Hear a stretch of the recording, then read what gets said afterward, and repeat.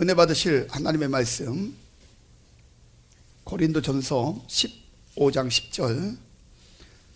자, 우리 한 목소리로 함께 봉독합니다. 그러나 나의 나된 것은 하나님의 은혜로 된 것이니 내게 주신 그의 은혜가 헛되지 아니하여 내가 모든 사도보다 더 많이 수고하였으나 내가 아니요 오직 나와 함께 하신 하나님의 은혜로다. 아멘. 양손을 가슴에다 대시고 이렇게 고백합시다. 하나님이 보실 때에 나는 두고 보기에도 아까운 사람이다. 하나님이 지으신 피조물 중에 내가 가장 귀하다. 할렐루야. 성경에 보면은 정말 인생을 쓸모없이 살았던 사람들이 참 많이 있습니다. 어떤 사람은 병에 걸린 사람들, 어떤 사람들은 귀신에 붙잡힌 사람들, 그래서 정신적인 문제, 수많은 여러 가지 위기와 어려움 속에 살던 사람들이 참 많아요. 그럼에도 불구하고 하나님께서는 독자들 예수님을 이 땅에 보내주셔가지고 쓸모없는 모든 사람들을 사랑하시고 그들의 문제를 해결해 주시고 그들에게 살만하게 만드시는 새 사람의 삶을 허락해 주시는 그러한 귀한 은혜를 베풀어 주셨어요. 그래서 그들을 귀하고 아름답게 사용해 주셨다는 거예요. 하물며 우리는 그런 엄청난 그 위기나 어려움, 그런 좋지 않은 상황이 아니었음에도 불구하고 우리에게 이렇게 은혜를 베풀어 주시고 사랑을 베풀어 주신 것은 그만큼 우리를 귀하게 여기시는 하나님의 은혜와 사랑이 있음을 여러분들이 깨달으시기 바랍니다. 그래서 여러분들이 인생을 살아가면서 늘 그렇게 생각하세요. 야, 나는 하나님 안에서 존귀한 자구나. 하나님 나를 이렇게 사랑하셨구나. 하나님 나에게 이렇게 놀라운 기회를 주셨구나. 그래서 여러분의 생각과 마음, 말, 행동 자체가 하나님 보시기에 두고 보기에도 아까운 그러한 생각과 마음과 말, 언어, 그리고 행동의 삶을 사시는 저와 여러분이 되시기를 주의 이름으로 축원합니다. 아시는 목사님이 양봉하는 양봉하는, 그러니까 벌을 키우는 그 집사님 가족의 신방을 갔습니다. 예배를 드렸어요. 그리고 막 찬송 부르고 기도를 쫙 했는데 집사님이 얼마나 은혜를 받았는지 너무너무 좋아하는 거야. 그래서 너무너무 좋아가지고 목사님이 이제 예배 다 끝나고 가신다 그러니까 목사님 잠깐만 계시라고. 제가요 목사님께 토종꿀을 좀 드리고 싶은데 잠깐만 기다리시라고. 금방 가서 제가 그 저기 벌통에 가지고 토종꿀을 채취해갖고 오겠습니다. 그러니까 잠깐만 기다리시라고. 근데 목사님이 그 집사님이 그 벌을 양봉한다는 얘기는 들었는데 이 어떻게 꿀을 취하는지 그게 참 궁금했어요. 그래서 집사님한테 부탁을 했습니다. 집사님, 제가 좀 거기 가서 집사님 그 꿀 채취하는 거 좀 보면 안 되겠습니까? 궁금해서요. 그랬더니 목사님 그거 위험한데요. 그랬더니 나 꼭 보고 싶다고. 그러면 알았다고. 목사님이 그 쫓아오세요 하더니 방에 들어가가지고 아주 옷을 갖다가 그 양봉할 때 벌에게 물리지 않도록 전신갑주를 입혀가지고 옷을 다 입히고 머리에다가 또 그 있잖아요, 쓰는 것들 다 하고 손에 장갑, 두꺼운 장갑 딱 끼우고 저를 쫓아오세요. 그래가지고 이제 벌통 있는 데 가가지고 벌통을 딱 뚜껑을 하나 열었더니요, 세상에 그 안에 가득했던 벌들이 바글바글했던 벌들이 막 날아가기 시작하는 거예요. 윙윙 하고 막 날아가는데 나중에 보니까 세상에 벌통에 그 꿀이 있는 데가 있잖아요, 판에 몇 마리가 딱 달라붙었는데 이것들이 안 날아가는 거예요. 끝까지 버티고 있는 거예요. 그러니까 집사님이 벌을 채취해야 되는데 그 꿀을 채취해야 되는데 벌들이 있으면 안 되잖아요. 그러니까 이제 두꺼운 장갑으로 벌들을 툭툭 치는 거예요. 빨리 날아가라고. 이게 끈질기가 버티고 안 날아가네. 그러니까 빨리 날아가. 툭툭 치니까, 더 세게 치니까 결국에 거기 앉아있었던 벌들이 날개가 부러져 나가고 다리가 부러져 나가고, 그런데도 이 벌들이 끝까지 버티고 거기 서가지고 안 나가는 거예요. 모르겠어요. 눈 안 봤으니까 째려보는지 어쩌는지. 근데 벌들이 안 날아가요. 끝까지 버티는 거예요, 거기서. 그러니까 목사님이 하도 신기해가지고, 아니 집사님, 이 벌들은 왜 날개가 꺾이고 다리가 부러지는데도 왜 이렇게 버티고 서가지고 안 도망가냐고. 그때 집사님이 이런 이야기를 해요. 목사님, 이 벌들은요 토종꿀 맛을 알기 때문에 목숨을 걸고 죽어도 그 맛을 잃지 않으려고, 놓지 않으려고 버티는 겁니다. 벌들도요, 토종꿀 맛을 아는 벌들은 그거 잃어버리지 않으려고, 뺏기지 않으려고 죽기를 각오하고 버틴다는 거예요. 그런데 여러분, 오늘 우리는 과연 말씀의 은혜의 맛을 알고 그 맛을 놓치지 않으려고 얼마나 우리가 끈질기게 버티며 살아가고 있습니까? 우리 자신들의 모습을 한번 돌아보라는 거예요. 가만히 돌아보니까 우리가 뭐만도 못하다. 지금 벌만도 못해. 이 벌만도. 예? 저는 요즘 많은 일들을 겪으며 살아가고 있습니다. 세대의 흐름도 있고 질병의 여러 가지 흐름도 있겠지만 정말 너무 많은 일들을 지금 보고 겪고 그러고 살아가고 있어요. 그전 같으면 상상도 못할 일들이죠. 그리고 많은 사람들, 일명 믿는다는 사람들, 이런 사람들을 만나면서 또 전화 통화를 하고 대화를 하면서 정말 많은 것들을 제가 또 느끼고 있습니다. 그리고 많은 신망들도 하고 있어요. 왜냐하면요, 나중에 대화도 나누고 그들의 모습을 보니까 믿음도 말씀의 삶도요 엉망입니다. 세상 사람들보다도 더 타락한 모습들이 얼마나 많은지 몰라요. 코로나로 인해 가지고 여러분 지금 예배도 믿음도 사명감도 다 무너져 버린 현실의 모습들을 여러분들이 봐도 얼마나 우리 기독교인들이 심없고 약한지 여러분 너무너무 잘 알고 있잖아요. 기독교인들이 너무 많이 떨어졌어요. 예배 생활이 다 무너졌어요. 다행히 우리 교회는 하나님 앞에 예배 드리는데 목숨을 거는 사람들이라 그런 문제가 없지만 지금 웬만한 교회들은요 예배 드리기 싫어가지고 그냥 앉아가지고 누워가지고 핸드폰 들여다보고 그걸 예배라고 온라인 예배 드리겠다고 교회 안 나오는 사람들이 그렇게 많아졌대요. 그리고 기독교의 현상, 지금 일어나고 있는 현상들이 너무 이미지가 안 좋은 현상들이 많다 보니까 이제 하나님 안 믿겠다고, 믿지 않겠다고 떠나는 사람들도요 엄청나게 많다고 합니다. 그래서 지금 500만 명도 안 되는 기독교인들이 남았다 그러잖아요. 점점 떨어지고 있어요.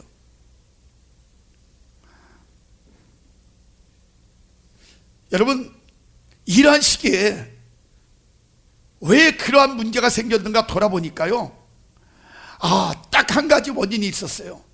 그건 뭐냐면은 오늘 본문의 말씀을 이렇게 보면은 하나님의 은혜라는 그 단어가 나옵니다. 하나님의 은혜가 나오는데 신앙생활을 하면서요 하나님의 은혜를 제대로 받지 못했기 때문에, 그 은혜의 맛을 체험하지 못했기 때문에 지금 많은 사람들이 점점 하나님을 떠나고 교회를 떠나고 믿음을 잃어버리는 사람들이 너무 많다는 거예요. 그래서 오늘 본문의 제목을 하나님의 은혜로 살아라 라는 그런 제목을 가지고 제가 말씀을 좀 나누려고 하는 겁니다. 본문의 사도 바울은 원래 본명이 사울이었습니다. 본명이 사울이었고 길리기아 다소에서 태어나서 베냐민 지파의 가문에 속해 있고요, 가말리엘 문화에서 최고의 학문을 배운 수재 중에 수재요. 또 로마 시민권을 갖고 그리고 유대교를 지나치게 믿다가 다메섹 도상에서 큰 영적 체험을 통해 기독교로 개종을 해서 아시아와 유럽 복음화에 가장 멋지게 쓰임받았던 하나님의 사람임을 우리는 너무나 잘 알고 있어요. 그렇다면 사도 바울은 어떻게 하나님께 시대적인 멋진 사람을 쓰임받을 수 있었을까요? 그의 이유는 딱 하나입니다. 하나님의 은혜였어요. 그는 그 사실을 너무너무 깊이 깨달았고요. 그 사실을 너무 깨달았던 그 고백을 지금 본문을 통해서 이야기하고 있는 것이에요. 나의 나된 것은 하나님의 은혜로다. 하나님의 은혜로 된 것이라는 거예요. 그래서 은혜가 뭔가를 가만히 보니까요, 은혜란 첫 번째로 자연이나 남에게 받은 고마운 혜택, 이걸 은혜라고 이야기합니다.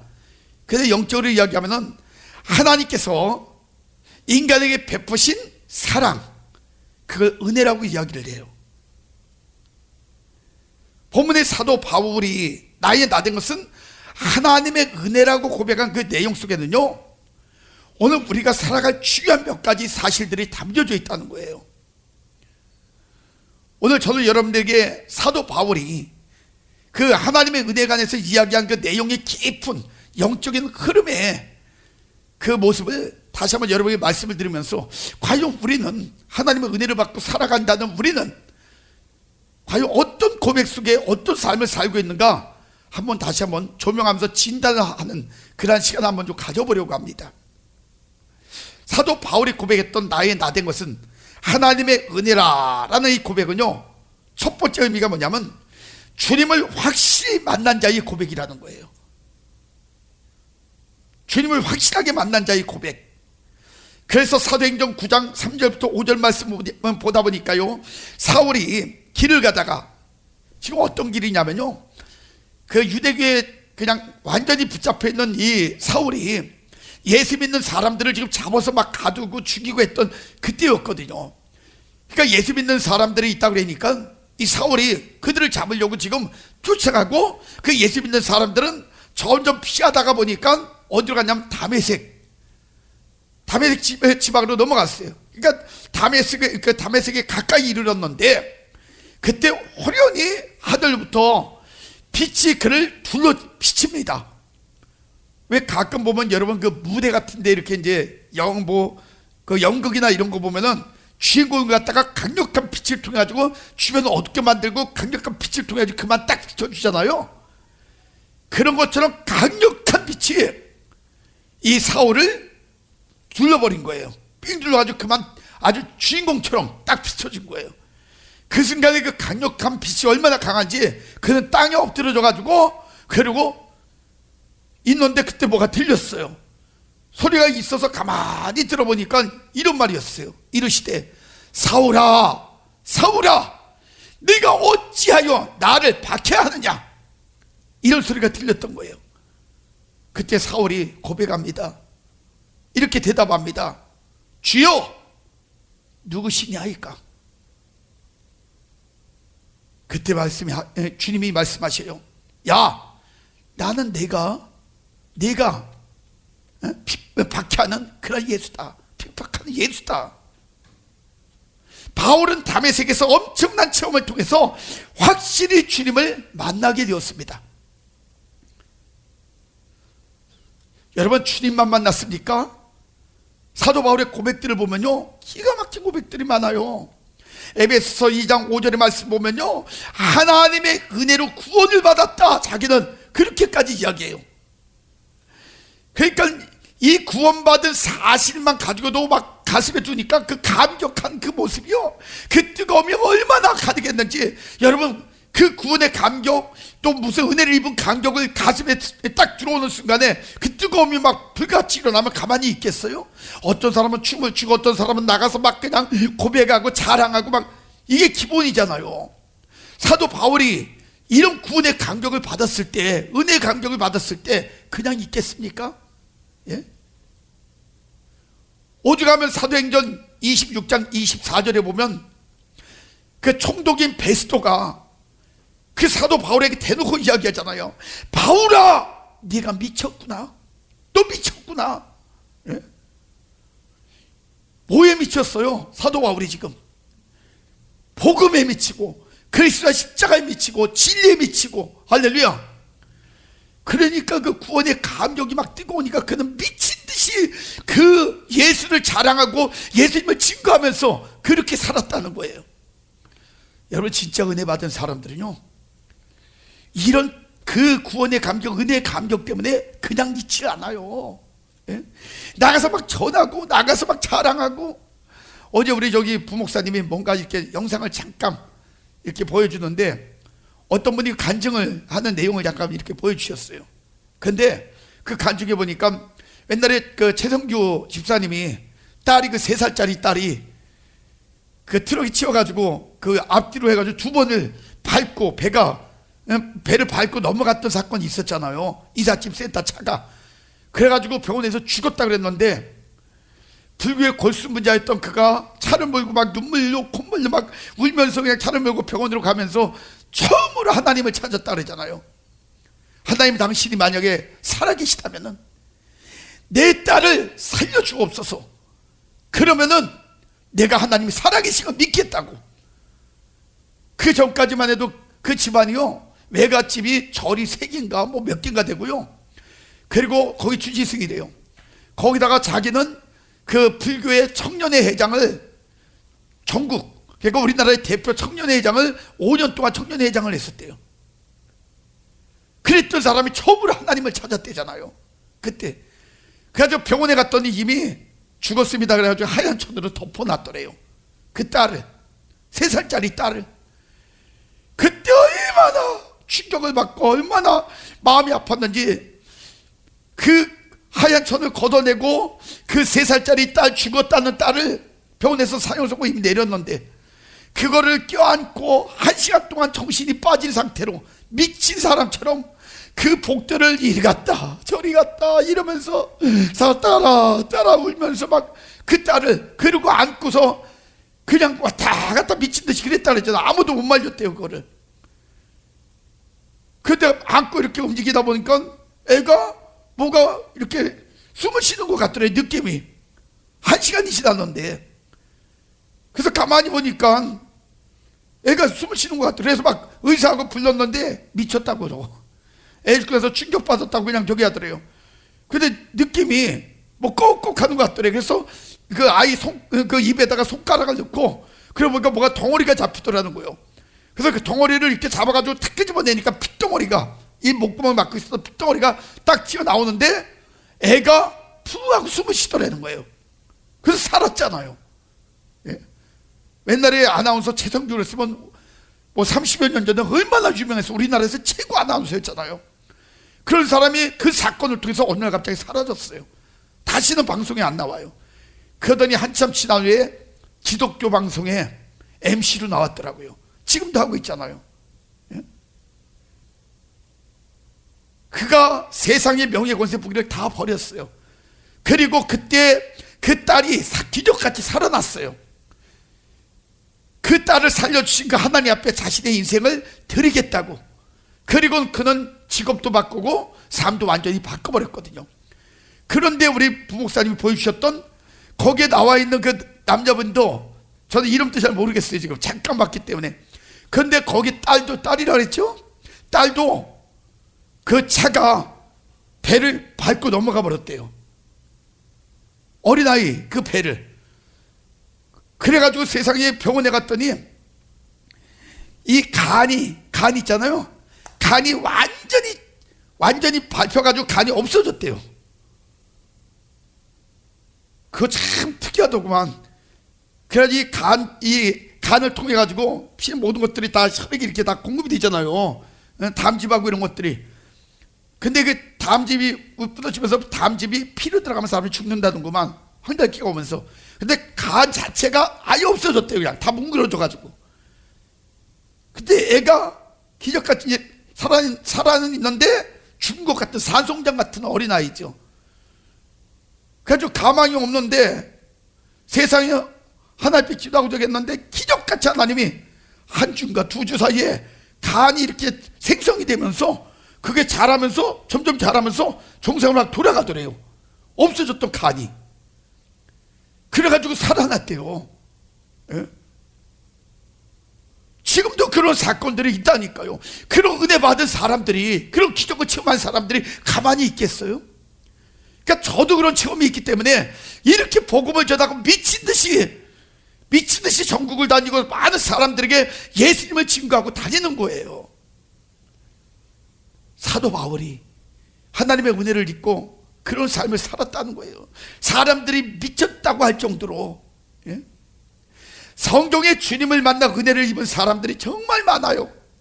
그 중에 큰 변화를 체험한 사람들 대표 몇 사람을 말하라면 저는 7귀신 들렸던 막달라 마리아.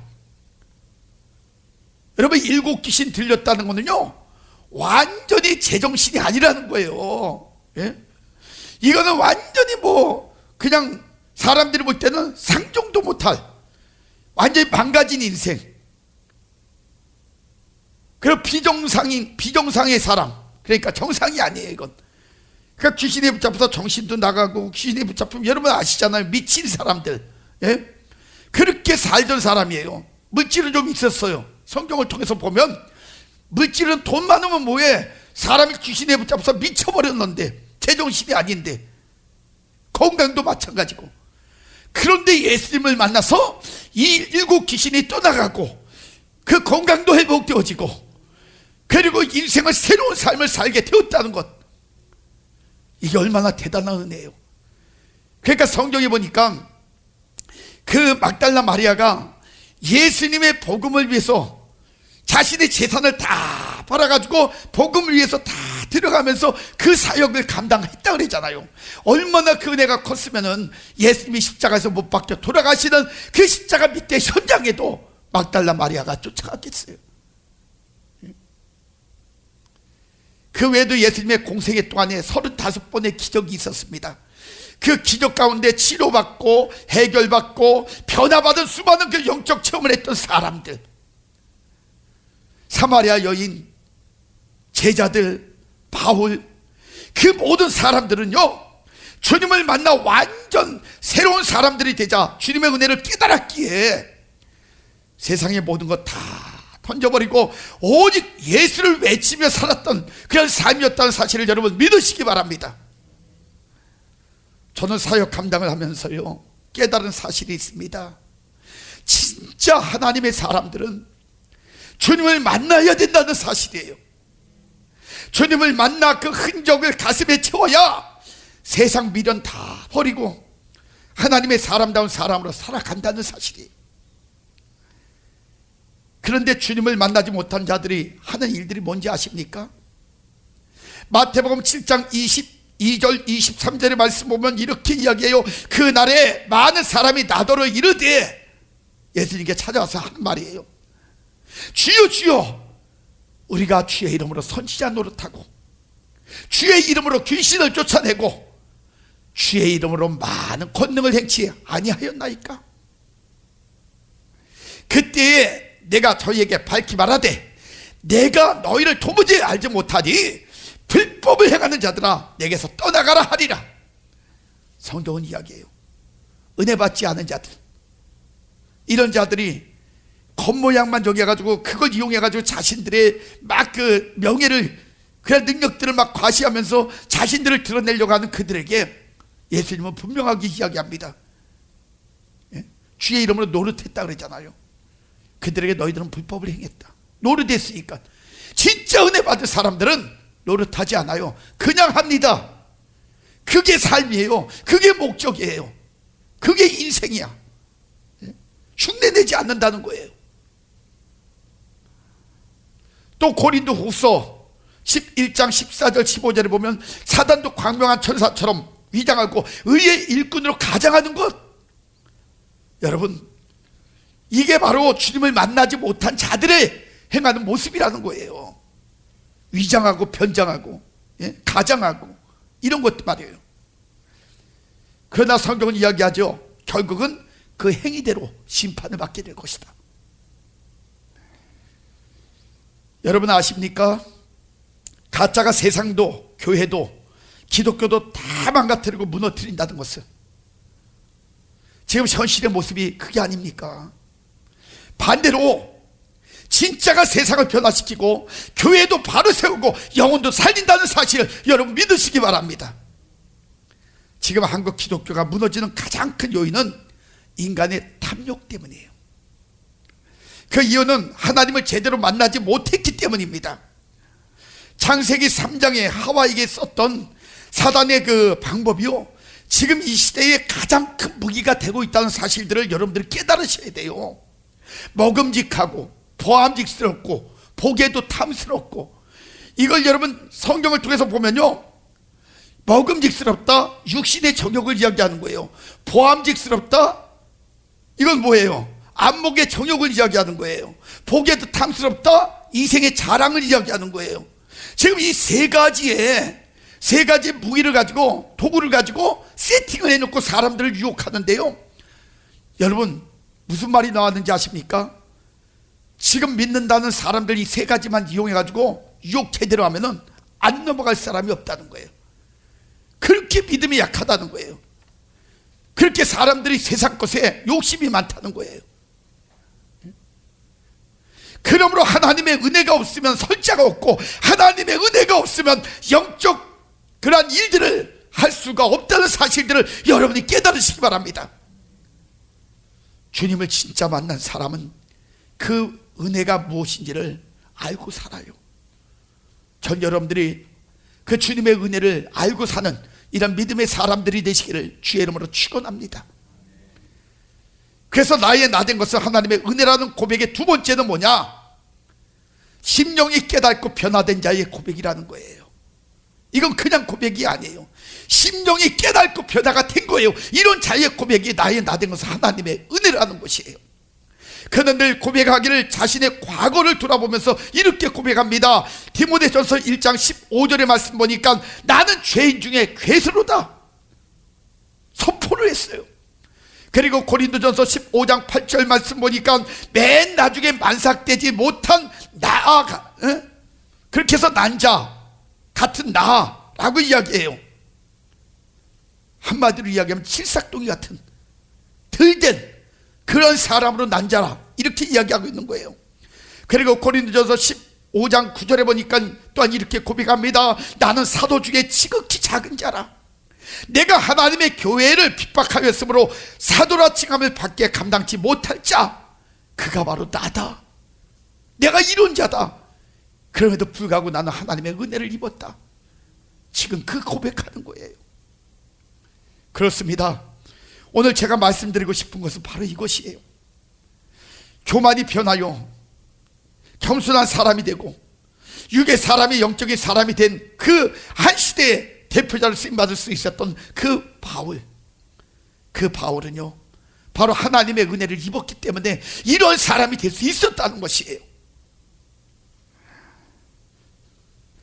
여러분, 변하지 않았다는 것은 하나님의 은혜를 체험해보지 못하고 그냥 지식적인 세상 학문 그 과정만 거쳐가지고 그냥 그것만 가지고 지식적으로 알고 기본만 그냥 대충 해가지고 사람들에게 욕 안 먹으려고 그래가지고 집사 직분 받고 안수 집사 받고 그리고 권사 받고 그리고 장도 받고 그리고 뭐 전도사, 강도사, 목사 이렇게 된, 그러니까 직분의 라이센스 이것만 소유했기 때문에 사람들이 지금 수많은 엄청난 그런 문제 속에 주인공들이 되고 있다는 것, 이걸 여러분이 아셔야 돼요. 이게 변화되지 않은 사람들의 모습이에요.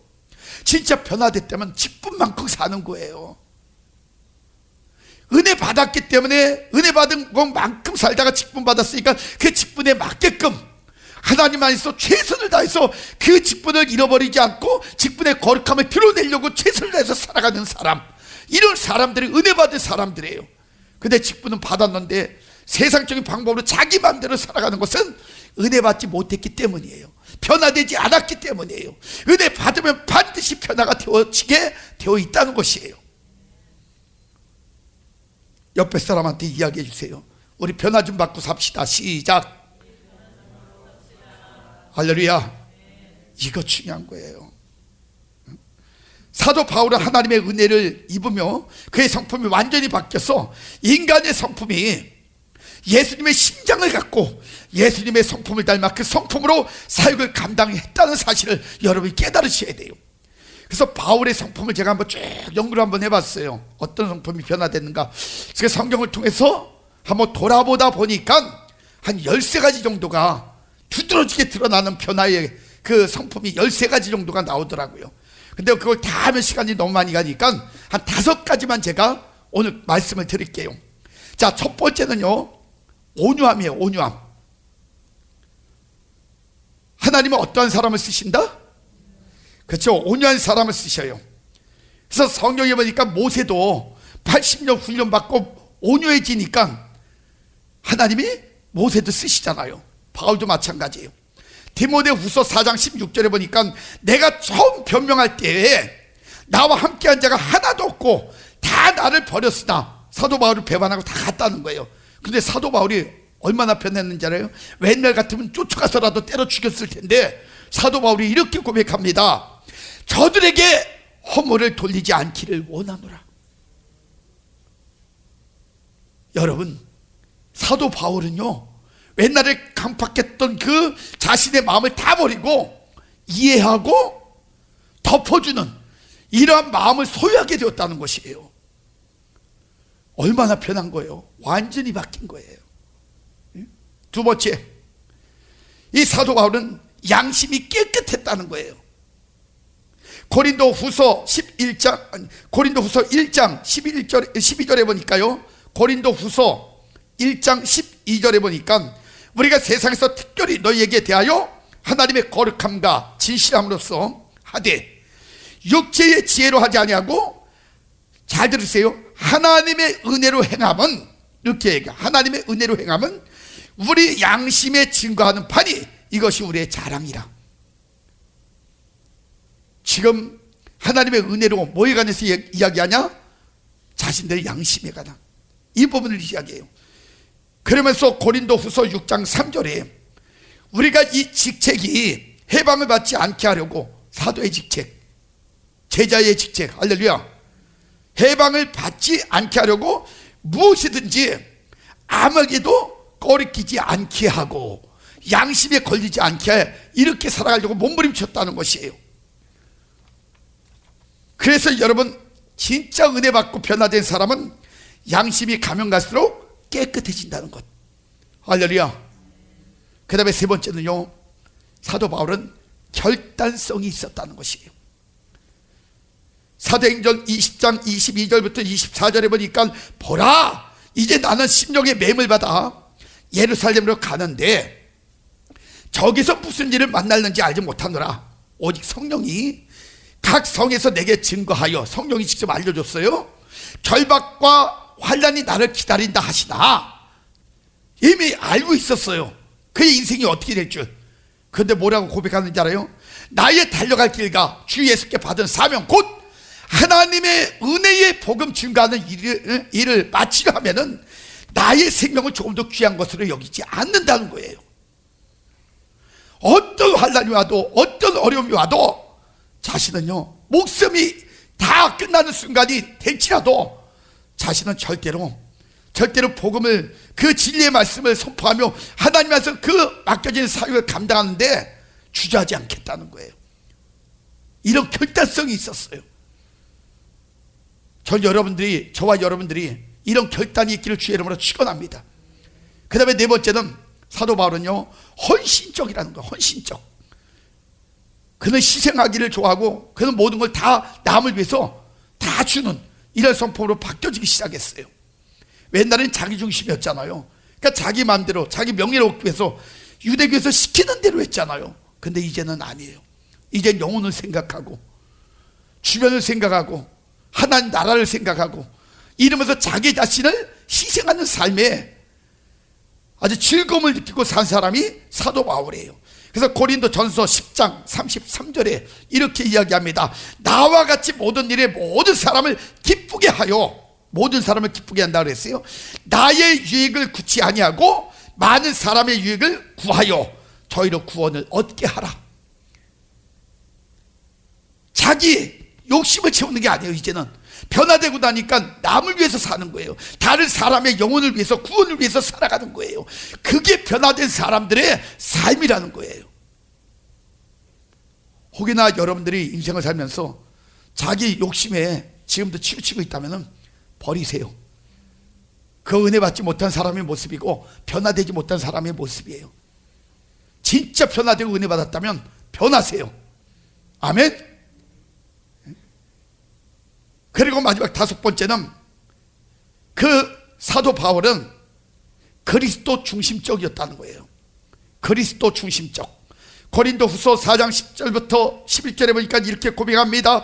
우리가 항상 예수 죽인 것을 몸에 짊어짐은 예수의 생명도 우리 몸에 나타나게 하려 함이라. 우리 산자가 항상 예수를 위하여 죽음에 넘겨오면 예수의 생명이 또한 우리 죽을 육체에 나타나게 하려 함이니라. 이렇게 이야기해요. 지금 다 죽는 것도 사는 것도 다 모해간해서 예수 은적 예수님, 그쵸? 오직 예수야. 그러니까 그리스도를 중심적으로 사는 거예요. 사도 바울의 삶이 완전히 바뀌었어요. 전 여러분들이 이렇게 사도 바울의 변화된 모습처럼 여러분의 성품이 바뀌어지시기를 주의 이름으로 축원합니다.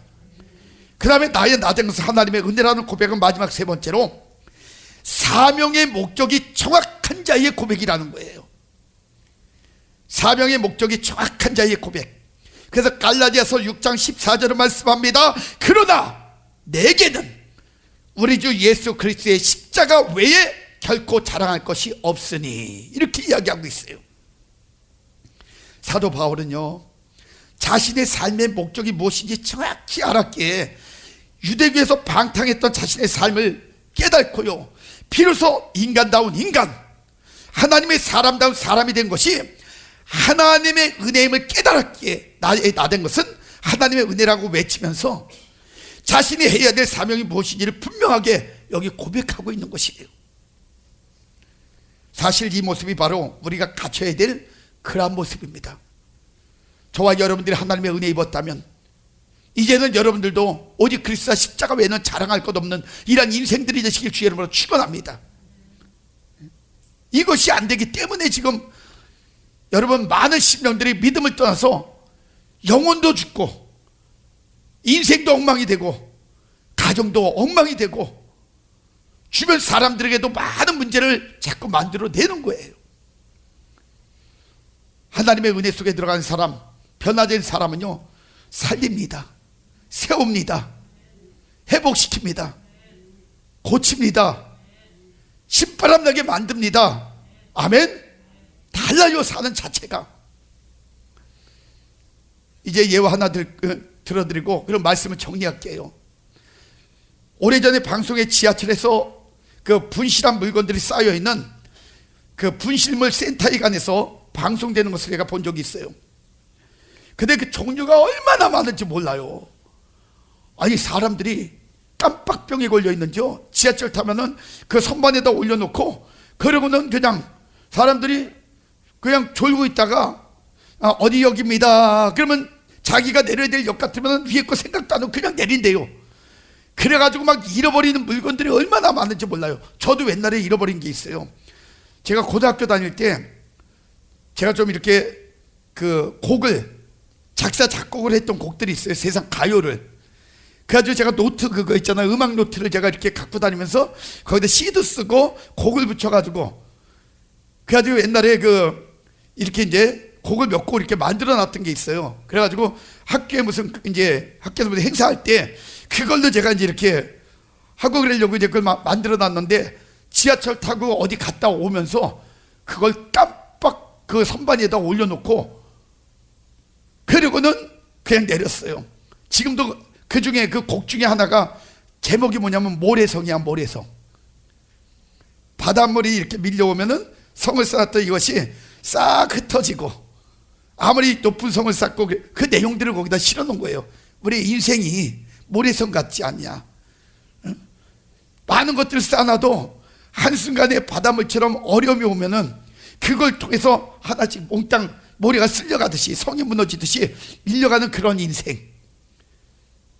그래서 이제 그런 걸 내용을 담아가지고 이렇게 글을 써가지고 노래 가사를 이렇게 붙여놨던 게 있었어요. 곡을 쓴 게. 그게 지금 떴으면 아마 가요계에 또 뭐가 됐을지 모르는데 그걸 거기다 올려놨다가 잃어버렸어요. 근데 그런 식으로 많은 사람들이 다양한 물건들을 잃어버리고 간다는 거예요. 그래서 그 분실물 센터에서 그걸 다 쌓아놓는데 뭐라고 얘기하냐면 그걸 찾으러 오는 사람들이 20%밖에 안 된대요. 그 물건을 찾으러 오는 사람들이 한번 거기다 올려놓으면 아이 누가 집어갔겠지 뭐 이제 잃어버렸다 그러고 끝낸다는 거예요. 그래서 그걸 어마어마하게 쌓아놓은대요. 거기다가. 그러면 5년 10년 이렇게 놔뒀다가 몇 년 놔뒀다가 주인이 안 찾아가면은 어떻게 할 수가 없어요. 계속 쌓이니까. 그래서 그걸 다 그냥 경매를 붙여버린다든가 해서 처분을 다 해버린다는 거예요. 그 이야기를 하더라고요. 근데 그것을 보는 순간에 오늘 우리의 문제는 바로 영적인 우리의 삶의 많은 부분들을 분실하고도 찾을 생각도 안 하고 사는데 그 원인이 있다는 사실을 제가 깨달았어요. 가만히 생각해 보세요. 나도 모르는 사이에 거룩함을 분실하고 사명을 분실하고 정직을, 감사를, 기쁨을, 사랑을, 또 많은 은혜로운 것들을 분실했음에도 내가 무엇을 분실했는지도 모른 채 세상 것을 추구하며 살아가고 있는 그런 모습들이 우리의 모습들이 아닙니까? 그리고 스스로는 이야기합니다. 자신이 하나님의 사람이라고 스스로 위로하는 거예요. 그리고 살아가는 모습들이 얼마나 많은지 몰라요. 여러분, 특히 요즘 사탄은요, 영적인 분신물 센터를 차려놓고요, 그리고 우리의 마음과 그 생각 속에 복잡하고 탐욕스러운 것들을 막 집어넣어준다고 합니다.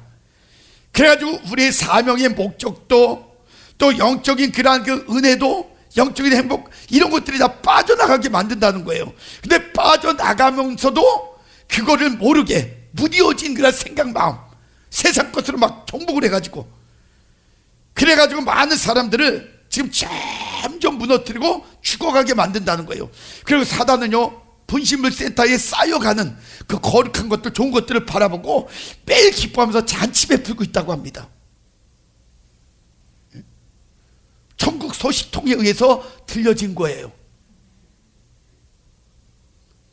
그렇게 우리는 세상 욕심과 우리 자아의 교만으로 일그러져 있는 우리 자화상을 좀 바라보면서 다시 한번 사도 바울처럼 더 강력한 사명의 방향과 목적을 해보겠으면 좋겠어요. 이제 우리는 사도 바울의 은혜의 흔적을 가진 그 고백을 가슴에 새기며 말씀을 정리하려고 합니다. 자, 어떤 말씀을 통해서 사도 바울이 자기의 가슴에 새겨져 있는 그 고백을 했느냐? 빌립보서 1장 20절 21절의 말씀. 자, 이 말씀만 드리고 이제 말씀 정리할게요. 이렇게 고백합니다. 나의 간절한 기대와 소망을 따라 아무 일에든지 부끄럽지 아니하고, 잘 들으세요, 부끄럽지 아니하고 오직 전과 같이 이제도 온전히 담대하여 살든지 죽든지 내 몸에서 그리스도가 존귀 되게 하려 하나니 이는 내게 사는 것이 그리스도니 죽는 것도 유익함이니라. 할렐루야. 이 말씀을 여러분들도 가슴에 새기시고 이 시간에 이제 우리 자신을 이 말씀에 비춰서 돌아보면서 우리가 이제 결단하며 기도하는 시간 갖겠습니다. 오늘 은혜로 인생을 완전히 변화시켜 쓸모없는 인생이 가장 귀하고 가치 있고 능력 있게 쓰임받은 바울처럼 하나님, 우리도 하나님의 은혜의 체험을 통해 남은 생에 조금도 낭비 없는 그러한 인생으로 제대로 쓰임받는 그러한 삶을 살아갈 수 있도록 인도하여 주시옵소서. 이 문제를 놓고 이 시간에 결단하며 기도하는 그러한 시간을 갖겠습니다. 하나님, 오늘도 하나님의 그 크시고 놀라운 은혜가 이곳에 있게 하심을 감사합니다. 우리의 인생을 돌아보니 모두가 다 하나님의 작고 큰 여러 가지 은혜 속에 지금까지 살아왔습니다. 그 은혜를 입었습니다. 그런데 하나님, 세월이 가고 어느덧 우리가 하나님 점점 많은 여러 가지 인생 가운데 수많은 일들을 겪으면서 하나님의 그 은혜를 잃어버리고 또 서서히 하나님 정말 무뎌진 모습으로 살아갔던 그런 삶들이 얼마나 많은지 모릅니다. 그 결과 지금 하나님 연약한 믿음, 부족한 모습, 그리고 하나님 앞에 온전히 인정받지 못하고 방황하는 모습들도 많이 있습니다. 그러나 오늘 사도 바울을 통하여 다시 한번 우리의 모든 모습을 돌아보며 사도 바울이 하나님의 그 놀라운 은혜 가운데 그의 인생이 멋지게 쓰임받은 것처럼 우리 자신을 돌아볼 수 있는 기회 주심을 참으로 감사합니다. 잃어버렸던 은혜를 다시 한번 하나님 찾기를 원합니다. 그 은혜 속에 거하기를 원합니다. 그 은혜의 능력 속에서 새로운 삶이 하나 도전이 있기를 원합니다. 잃어버렸던 모든 것들을 회복할 때에 다시 한번 하나님이 주셨던 그 놀라운 기적의 현장의 주인공들이 되기를 원하며 능력 가운데 살아왔던 그 삶들을 회복하기를 원합니다. 하나님, 우리의 모든 것들이 주 앞에 있사오니 이제 사나 죽으나 오직 주의 영광을 위하여 그리스도 십자가를 위하여 살아갈 수 있는 믿음의 사람들 되어질 때에, 바라고 낚이는 이 시대에, 또한 이 말세에 하나님 쓰시고자 원하는 대로 우리 성도님들을 마음껏 사용하여 주기를 원하며 쓰임 받기를 원합니다. 주여, 이들이 하나님 앞에 온전히 고할 때에, 주여 하나님의 그 말씀 가운데 붙잡힐 때에 하나님의 능력이, 하나님의 인도하심이, 하나님의 그 은혜가 주의 모든 심령들의 다시 한번 모든 일을 감당할 수 있는 그런 환경과 건강과 인생의 길을 열어주기를 원합니다. 하나님, 병든 자도 있습니다. 우리 하나님께서 그 병든 자에게 하나님의 남은 생애 주의 영광만 위하여 살라고 다시 한번 주의 강선을 바라주시고 주의 손길을 허락하여 주셔서 그들의 육체와 영혼의 모든 것들을 하나님 깨끗하게 치료하여 주시기를 원합니다. 강건케 붙잡아 주시기를 원합니다. 그들에게 있는 암세포가 예수 이름으로 떠나가게 하여 주시고 오장, 육부, 심장, 폐부, 관절, 세포 모든 것들이 하나님에서 회복되어지게 부족함이 없도록 역사하여 주시옵소서. 또 하나님의 은혜로 하나님의 귀한 일을 잘 감당할 수 있는 그런 인생이 되라고 환경도 회복해 주시기를 원합니다. 하나님, 물건도 허락하여 주시고 능건도 주셔서 하나님 어떤 일을 감당하는 데 있어서 세상 것이 걸림돌 되지 아니하도록 우리 하나님 역사하여 주시옵소서. 하나님, 강력한 영권도 주시기를 원합니다. 하나님, 인생을 살아가며 수도 없이 어둠의 세력이 만들어 놓은 수많은 문제, 이 문제 가운데 하나님 끌려다니거나 또한 패배하지 아니하도록 강력한 영권 주셔서 어떤 문제도 해결할 수 있는 하나님 그러한 능력 속에 살아가는 우리 성도님들 되어질 수 있도록 역사하여 주시옵소서. 말씀의 능력 주옵소서. 기도의 능력 주시옵소서. 찬송의 능력 주시옵소서. 가장 좋은 은사 허락하여 주시옵소서. 그래야 만큼 하나님의 일을 감당하도 남을 수 있는 은혜를 베풀어 주시옵소서. 어린 생명들이 있사오니 그들에게도 하나님 지혜 총명 명철 주셔서 믿음의 천재들이 되어지게 하여 주시고 잘 자라 말씀에 마음껏 쓰임받는 축복자들이 되어지게 하여 주시옵소서. 지금은 우리 구주 예수 그리스도의 은혜와 하나님의 그 지금 만극하신 사랑하심과 성령님의 감화감동 내주 역사 충만하심의 은혜가 오늘도 하나님 앞에 모든 인생을 맡기며 지금까지 베풀어 주신 하나님의 은혜를 다시 한번 그 흔적을 가슴에 두고 하나님 그 은혜에 감사하며 죽으면 죽으려 하고 주의 일만 감당하기를 원하는 우리 성도님들 머리 위에, 그들의 가정, 건강, 계획, 모든 생업 위에, 영풍월드 교회와 이 나라의 민족 전 세계 머리 위에 지금부터 영원까지 하나님의 축복이 함께 계실지어다. 아멘.